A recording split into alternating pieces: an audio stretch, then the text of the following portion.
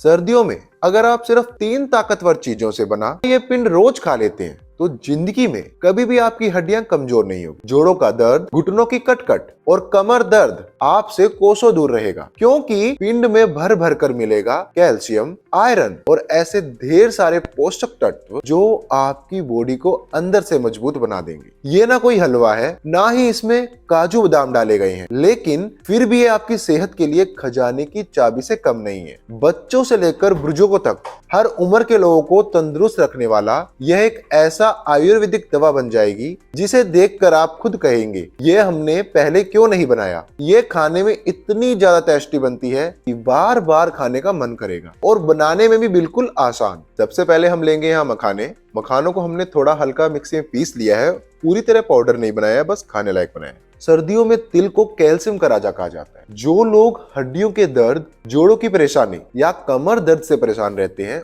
उनके लिए तिल बहुत ही फायदेमंद होते हैं। अब हम तिल को कढ़ाई में हल्का हल्का भूनेंगे। तिल को भूनना क्यों जरूरी है? भूनने से तिल आसानी से पचता है, इसकी तासीर संतुलित होती है और इसके पोषक तत्व शरीर में जल्दी असर दिखाते हैं। भूनने से तिल का स्वाद और खुशबू दोनों कई गुना बढ़ जाते हैं। भुने हुए तिल हड्डियों को मजबूती देते हैं, जोड़ों की जकड़न कम करते हैं और सर्दियों में शरीर को अंदर से गर्म रखते हैं। आयुर्वेद में तिल को सर्दियों का रामबाण आहार माना गया है। अब भुने हुए तिल को मिक्सी में हल्का सा पीस लेते हैं, पूरा बारीक नहीं, बस इतना कि खाने में अच्छा लगे। अब इस तिल के पाउडर को मखाने वाले पाउडर में अच्छे से मिला लेते हैं। दोनों मखाने और तिल जब साथ में खाए जाते हैं तो इनका डबल फायदा होता है। मखाना शरीर को ताकत देता है और हड्डियों को सपोर्ट करता है, वहीं तिल कैल्शियम और अच्छे फैट्स देकर जोड़ों को मजबूती देता है। अब कढ़ाई में 1 चम्मच शुद्ध देसी घी डालते हैं। ये है खाने वाली गोंद। दोस्तों, गोंद को आयुर्वेद में शरीर की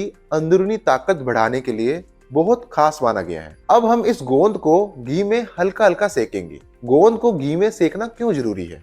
कच्ची गोंद पचने में भारी होती है, लेकिन घी में सिकने के बाद ये हल्की हो जाती है और शरीर में आसानी से पच जाती है। जब गोंद घी में सिकती है तो ये फूल जाती है। ये संकेत है कि गोंद अब खाने के लिए तैयार है। सेकी हुई गोंद हड्डियों को मजबूती देती है, कमर और जोड़ों की कमजोरी को दूर करती है और शरीर को अंदर से ताकत देती है। सर्दियों में गोंद का सेवन बहुत फायदेमंद माना जाता है। अब इसमें हम डाल रहे हैं 2 कप दूध। दोस्तों, दूध मिलते ही इस रेसिपी में असली जान आ जाती है। दूध मिलाने से सारी चीजें आपस में अच्छे से बाइंड हो जाती है और पिंड बनने में बहुत मदद मिलती है। लेकिन बात सिर्फ टेक्सचर की नहीं है, दूध अपने आप में कैल्शियम और प्रोटीन का पावर हाउस है। जब दूध, मखाना, तिल और गोंद के साथ मिलता है, इन सबके गुण और भी ज्यादा असरदार हो जाते हैं। दूध इस पूरे मिश्रण को नरम बनाता है, स्वाद बढ़ाता है और शरीर को ऐसी ताकत देता है जो सीधी हड्डियों तक पहुंचती है। इसलिए आयुर्वेद में दूध को ताकत बढ़ाने वाला आधार माना गया है। तो दोस्तों,